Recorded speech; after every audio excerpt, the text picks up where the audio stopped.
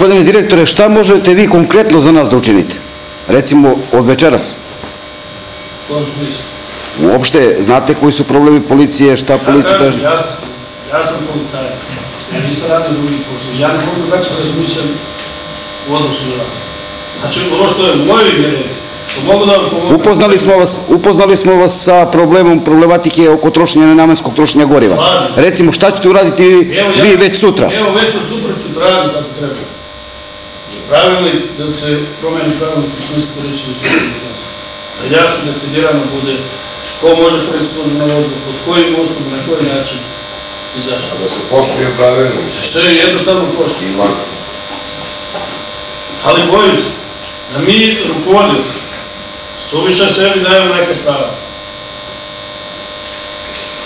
Da smo uvlačeni i nećemo da radimo što možda nismo uvlačeni. U smislu da obravnite ovo pravo.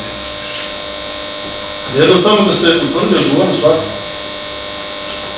Lako je danas ovde doći i pričati, da treba i sutra da sedem i da pričam.